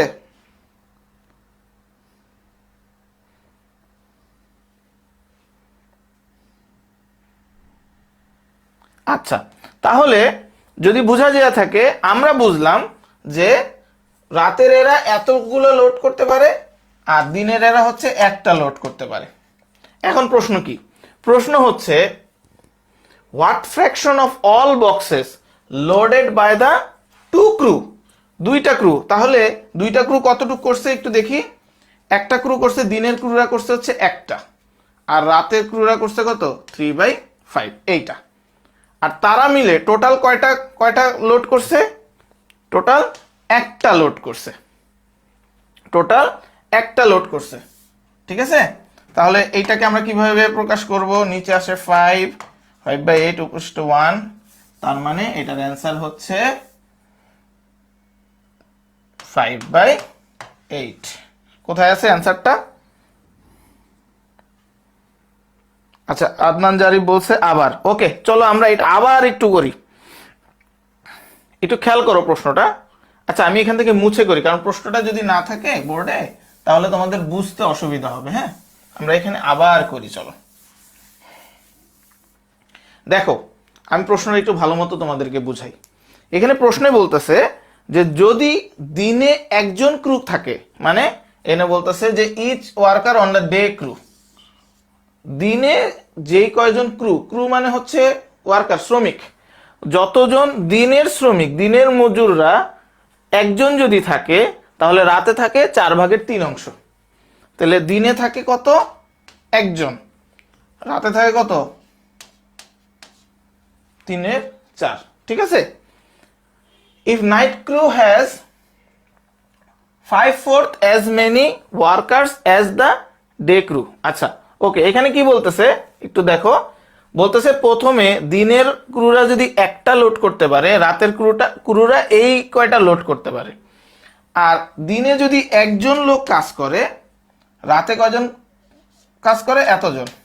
মানে হচ্ছে এখানে সহজ কঠিন ভাষায় বলতেছে তোমাকে যে ধরো দিনের লোকেরা একজনে দুইটা লোড করতে পারে, আর রাতের লোকেরা একজনে একটা লোড করতে পারে।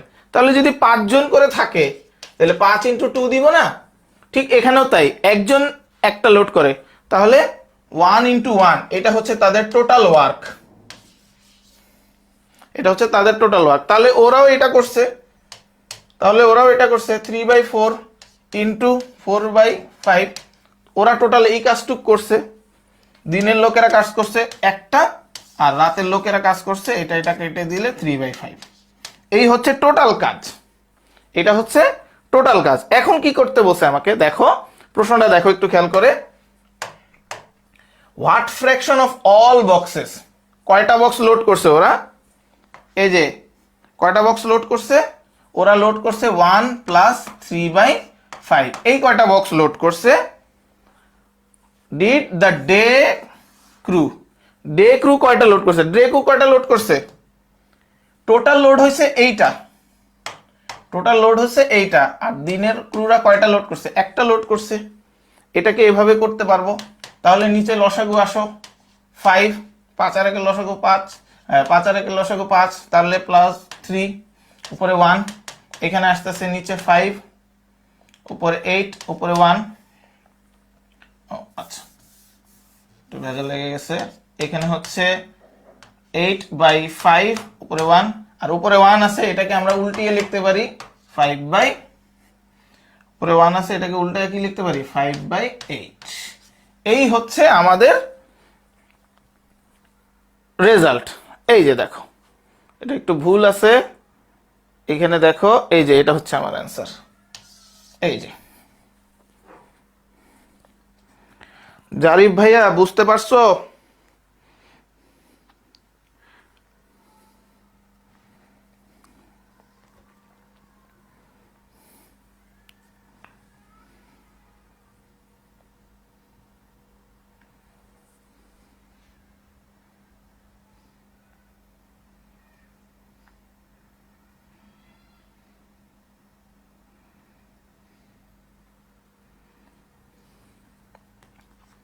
নেক্সট ম্যাথে যাচ্ছি। জারিফ ভাইয়া তোমার জন্য আরেকবার বুঝাইলাম, বলো তুমি বুঝছো কিনা।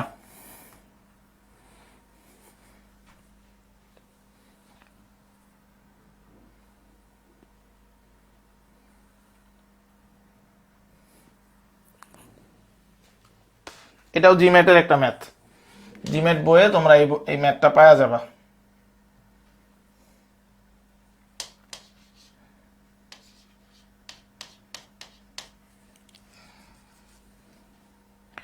আচ্ছা, এই ম্যাথটা করার আগে তোমাদেরকে আমি একটা কোশ্চেন করি, দেখি কয়জন অ্যান্সার করতে পারো এই কোশ্চেনটা।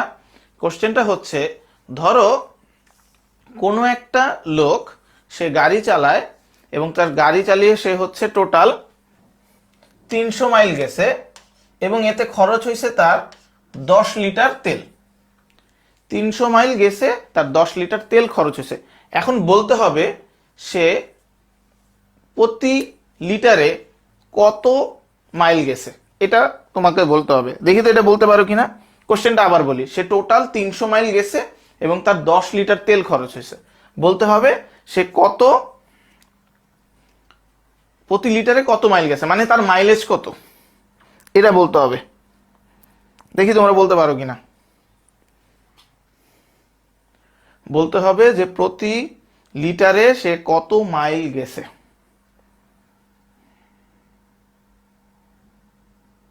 থার্টি মাইলস, ওকে, এটা হচ্ছে মাইলেজ। তার মানে আমি কি করলাম, হচ্ছে আমি টোটাল ডিস্টেন্স যা কাভার করছি, টোটাল ডিস্টেন্স যেটা কাভার করছি সেটা দিলাম উপরে, আর নিচে দিলাম আমি টোটাল লিটার, কত লিটার তেল খরচ করছি, টোটাল লিটার তেল কত খরচ করছি সেটা দিলাম নিচে। ঠিক আছে না, এটাই হচ্ছে আমার মাইলেজের ফর্মুলা। বলে না যে এইটা মাইলেজ দেয় কত, হ্যাঁ, মানে প্রতি লিটার তেলে কতটুক যায় সেটাই হচ্ছে মাইলেজের ডেফিনেশন। ওকে, আচ্ছা, তাহলে এই ম্যাথটা পারাটা তোমাদের জন্য খুবই ইজি হয়ে যাবে। দেখো, অন এ রিসেন্ট ট্রিপ, একটা রিসেন্ট ট্রিপে তাহানি ড্রোভ হার কার 290 মাইলস, মানে কোনো একটা রিসেন্ট ট্রিপে তাহানি 290 মাইল সে ড্রাইভ করছে, ড্রাইভের past form drove, rounded to the nearest 10 Miles. আচ্ছা, এই জিনিসটাকে আমরা একটু আপাতত সাইডে রাখি, হ্যাঁ, এই জিনিসটা আমরা একটু পরে বুঝবো। And use 12 gallons of gasoline, gasoline মানে অয়েল, হ্যাঁ, আমেরিকানরা গ্যাসোলিন মানে অয়েলকে অয়েল বলে না, অয়েলকে গ্যাসোলিন বলে, হ্যাঁ। তাহলে সে 290 মাইল গেছে, টোটাল গ্যালন কত খরচ করছে, 12 গ্যালন গ্যাসোলিন খরচ করছে, rounded to the nearest gallon. আচ্ছা, এটাও রাউন্ডেড করছে, রাউন্ডেডটা পরে বুঝতেছি। এখন আমাকে বলছে actual number of miles per gallon, তার মানে আমাকে কি চাচ্ছে, আমার কাছে চাচ্ছে হচ্ছে মাইলস পার গ্যালন, মানে আমার কাছে মাইলেজ চাচ্ছে। That Tahani's car got on this trip must have been between. আচ্ছা, বিটুইন কথাটা বলছে মানে কত থেকে কতর মধ্যে থাকবে। তাহলে একটা জিনিস তোমরা দেখো,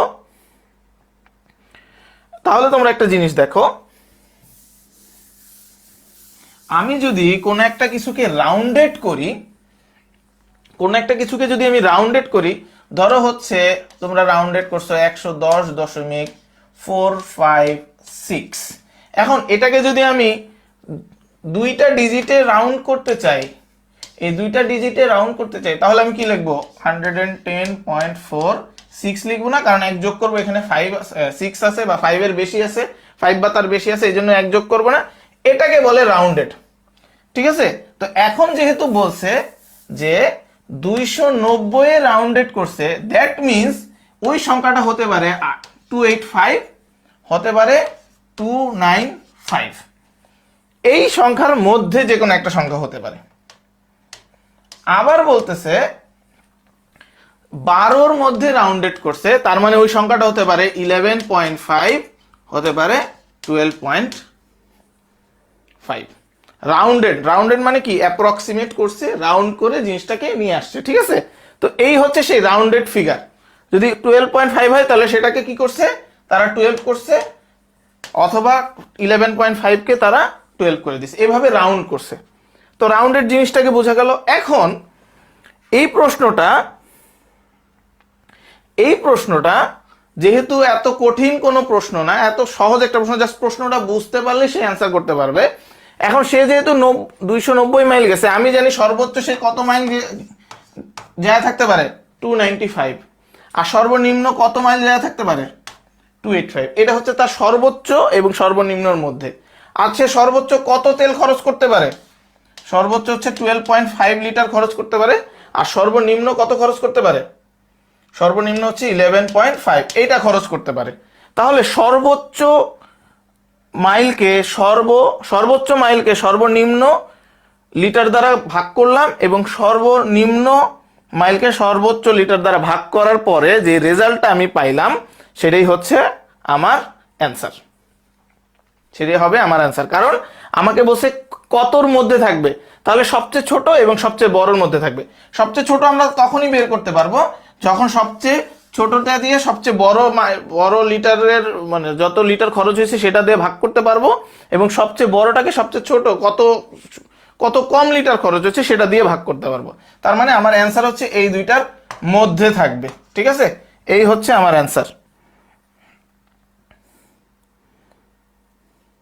তো জিমেটে তোমার এই ধরনের ম্যাথ আসে, এই ধরনের ম্যাথ চলে আসবে।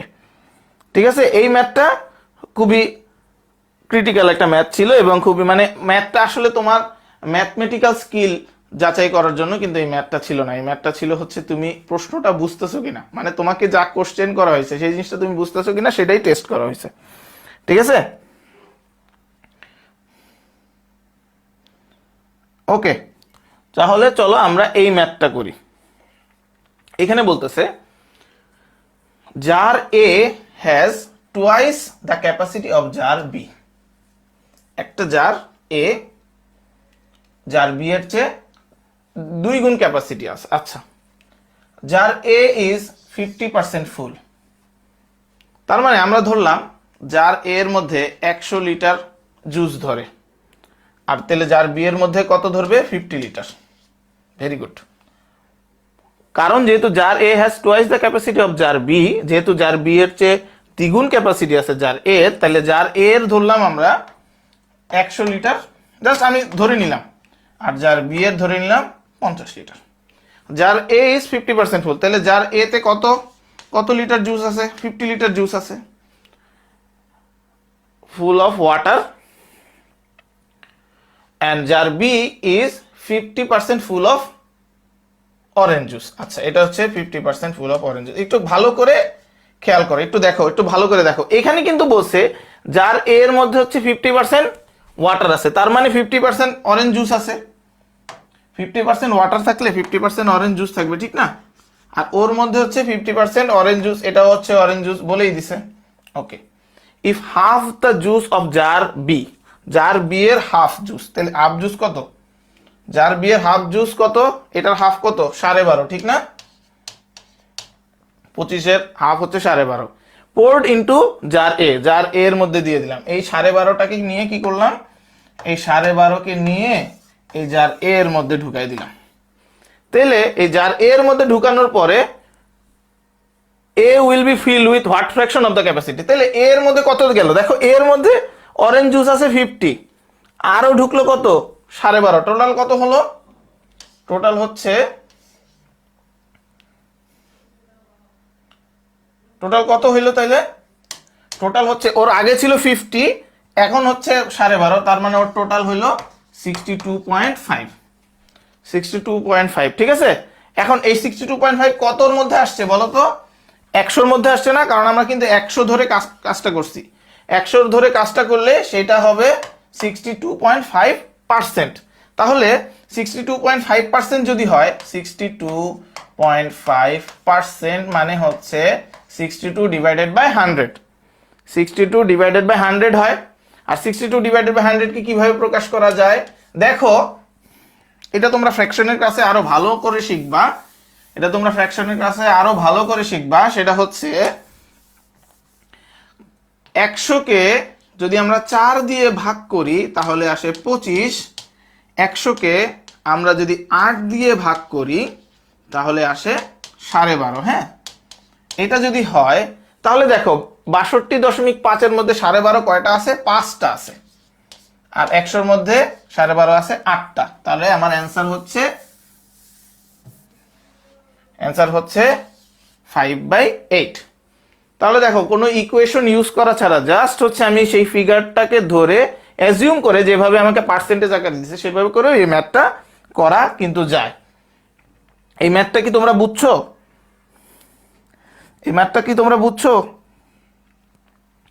একটু বলো এই ম্যাথটা বুঝছো কিনা। এখানে করে দেওয়া আছে, একটু দেখো, তোমরা দেখে নিও, ওভাবেই করে দেওয়া আছে।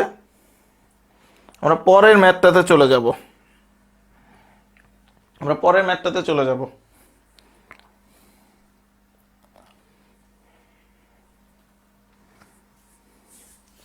ওকে, দেখো, রিতা প্রডিউসেস 2 প্রোডাক্টস। রিতা 2টা প্রোডাক্ট প্রডিউস করে। এতক্ষণ কিন্তু আমরা 2টা জিনিস নিয়ে কাজ করতেছিলাম, 2টা ভেরিয়েবল নিয়ে কাজ করতেছিলাম। তোমরা যারা সায়েন্সে পড়ছো তাদের জন্য বলতেছি ভেরিয়েবল মানে চলক, হ্যাঁ, মানে তারা বুঝবা ভালো যে তোমরা বাইভেরিয়েট নিয়ে কাজ করো। তো এখানে কিন্তু 2টা ভেরিয়েবল নিয়ে কাজ করতেছে। সে 2টা প্রোডাক্ট যেহেতু প্রডিউস করতেছে, তার মানে আমাকে 2টা ভেরিয়েবল দিবে, ঠিক আছে? তাহলে সে কি করে, সে 2টা প্রোডাক্ট, একটা হচ্ছে চকলেট কেক আর একটা হচ্ছে plain cake. Very good. The cakes produced last month, সে কয়টা প্লেন কেক বানাইছে দেখো তোমরা। সে হচ্ছে প্লেন কেক বানাইছে কটা? 5-এর 3। সে যদি টোটাল 5টা কেক বানায় থাকে, এর মধ্যে 3টা সে প্লেন কেক বানাইছে আর 2টা সে চকলেট কেক বানাইছে। আচ্ছা, it takes 7/5 as many hours to make a chocolate cake as it does to make a plain cake। মানে যদি প্লেন কেক বানাইতে 1 ঘন্টা লাগে, তাহলে চকলেট কেক বানাতে এই ঘন্টাটা লাগে। ডিফারেন্ট কালার দিয়ে একটু বুঝাই দিই। সে যদি একটা চকলেট কেক বানায়, তাহলে সে প্লেন কেক বানায় হচ্ছে 5-এর 3টা। সে যদি 1 ঘন্টা প্লেন কেকে খরচ করে, 1 ঘন্টা এখানে হয় না, 1 ঘন্টা সে প্লেন কেকে খরচ করে, তাহলে এই এত ঘন্টা হচ্ছে সে চকলেট কেকে খরচ করে। এইটা হচ্ছে আমাদের given equation. If the last month Rita worked for a total of 58 hours. Total সে কত ঘন্টা কাজ করছে? 58 আওয়ার্স কাজ করছে। ওকে, তাহলে দেখি, তাহলে কি করব, সে টোটাল কি কাজ করছে। এটা হচ্ছে তার হচ্ছে প্লেন কেক আর এটা হচ্ছে তার চকলেট কেক, ঠিক আছে? তাহলে সে যদি, এইটা হচ্ছে তার প্লেন কেক, তাহলে রেস্ট কত? 2/5 হচ্ছে তার চকলেট কেক, 3/5 হচ্ছে প্লেন কেক, 2/5 হচ্ছে চকলেট কেক। তাহলে প্লেন কেক বানাতে এইচ আওয়ার সময় লাগলে চকলেট কেকে কত সময় লাগে? 7/5। তাহলে প্লেন কেকে হচ্ছে এইচ আওয়ার্স আর চকলেট কেকে 7/5 আওয়ার্স। এই টোটাল সে কত ঘন্টা কাজ করছে? 58 আওয়ার্স কাজ করছে। এই হচ্ছে তার ইকুয়েশন। যে 3/5 হচ্ছে প্লেন কেক আর 2/5 হচ্ছে চকলেট কেক। এটা হচ্ছে তার প্লেন কেকের টাইম আর এটা হচ্ছে চকলেট কেকের টাইম। এই সবগুলো যোগ করলে হয় 58। এখন ইকুয়েশনে ফালাই দিব এভাবে করে। আচ্ছা, ইকুয়েশনটা আমরা করি, তাহলে হয় হচ্ছে 3xh divided by 5 plus 2x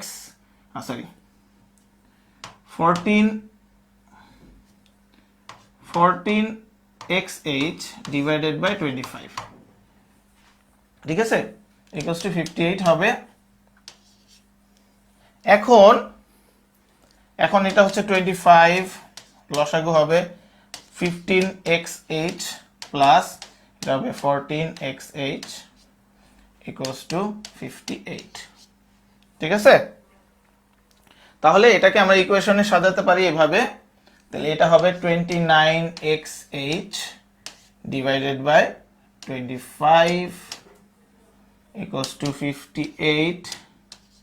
তাহলে xh equals to 50, xh equals to 50। এই যে এখন আমাকে প্রশ্নে কি বলছে, আমাকে প্রশ্নে বলছে how many hours did she spend for making chocolate cake.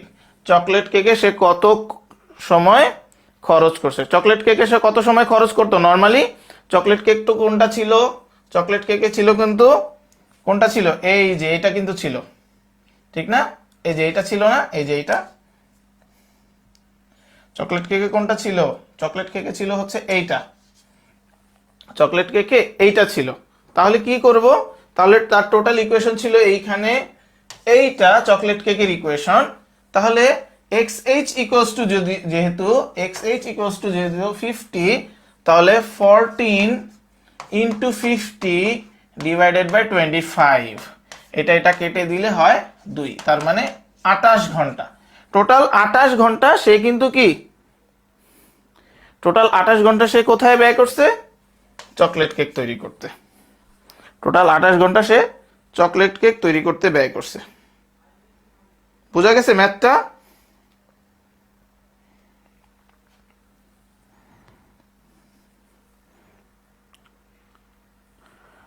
আচ্ছা, আজকে আমাদের লাস্ট ম্যাথ, আজকের ক্লাসের লাস্ট ম্যাথ, আজকের last class, sorry last class না, আজকের ক্লাসের লাস্ট ম্যাথ। এটা আমরা করে আমাদের ক্লাসটা শেষ হবে। দেখো 4/5 অফ আ নাম্বার, একটা সংখ্যা ধরলাম, পি, একটা সংখ্যা পি ধরলাম, 4/5 অফ এ নাম্বার, তাহলে এই সংখ্যার 4/5 কত কি হয়েছে? ইজ মানে equals to 12 more than 2/3 of the number, মানে আগে যে সংখ্যাটি ছিল সেই সংখ্যার 2/3 হচ্ছে 12 বেশি, এটা 2/3 বেশি কোনটা? এটা। তাহলে এটা হয়ে গেল অঙ্কটা আমাদের। দেখো 4p divided by 5 is equals to 2p divided by 3 plus 12। Okay, তাহলে হয়ে গেল। তাহলে এখানে কি আসবে? এখানে লসাগু করে ফেলতে পারি আমরা। এখানে হচ্ছে 3, এখানে হচ্ছে 2p প্লাস 36, তাহলে হয়ে গেল আমাদের 36 হয়ে গেল।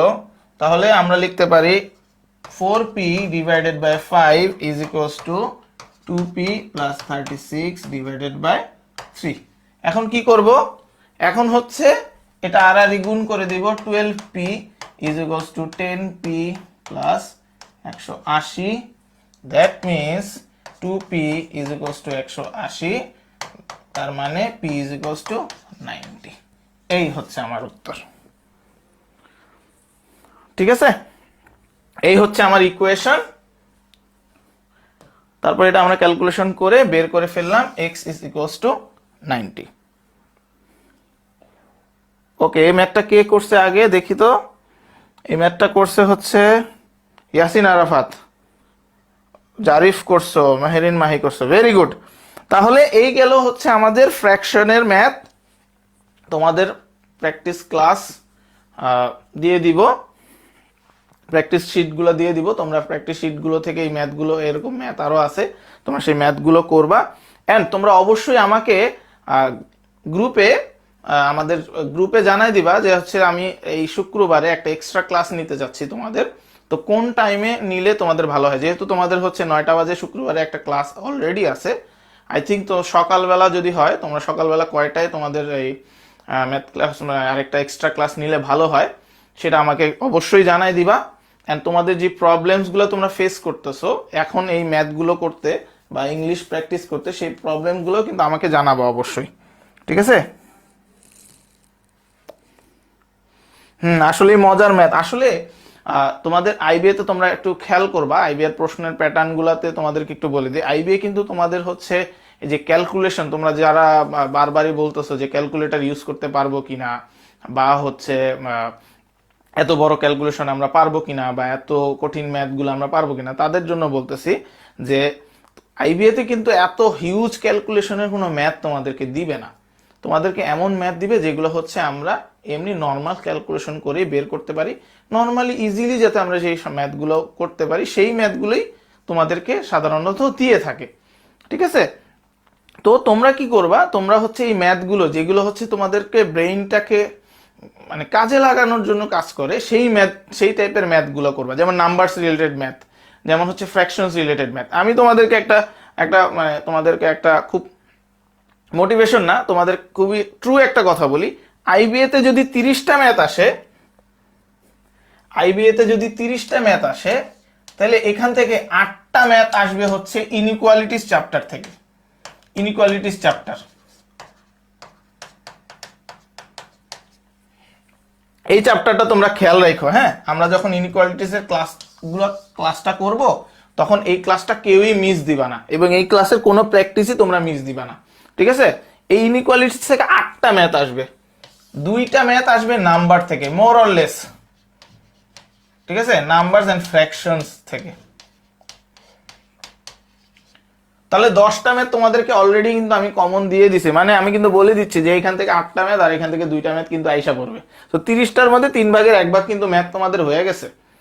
তো তোমরা এই ক্লাসটা ভালো করে করবে, আর 2টা ম্যাথ তোমাদের অলরেডি হলো, ঠিক আছে? আমরা যদি আমাদের প্রোগ্রেসটাকে ধরি, যে আমাদের আসলে 2টা ক্লাস করার পরে কোথায় আসি, সেই জিনিসটা কিন্তু এইখানে চলে আসছে, ঠিক আছে? তো তোমরা অবশ্যই ইনইকুয়ালিটির চ্যাপ্টারের ক্লাসটা ভালো মতো করবে, এবং এই যে 2টা চ্যাপ্টার গেল আমাদের, এই 2টা চ্যাপ্টারের ম্যাথ তোমরা ভালো মতো করে যাবা। এই 2টা চ্যাপ্টার থেকে 2টা ম্যাথ অবশ্যই, কম হইলেও 2টা ম্যাথ আসবে, ঠিক আছে? তো এই নোটেই আমাদের আজকের ক্লাসটা শেষ করতেছি। তোমরা ভালো থাকবা, এবং তোমাদের প্রবলেমসগুলো আমাকে জানাবা, অ্যান্ড হচ্ছে অবশ্যই আমাকে নোটিফাই করবা যে তোমাদের কি প্রবলেম হচ্ছে, বা এই যে ক্লাস হওয়ার পরে তোমরা যদি কোনো ম্যাথে প্রবলেম হয়ে থাকে, যে না এই ম্যাথটা আসলে আবার বুঝি না, আবার একটু রিভিউ করতে হবে, ভাইয়া তোমাদেরকে হেল্প করব, ঠিক আছে?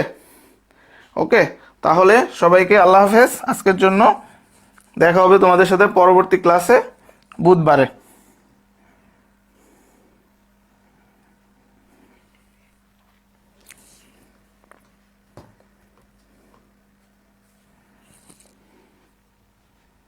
আল্লাহ হাফেজ ভাইয়া।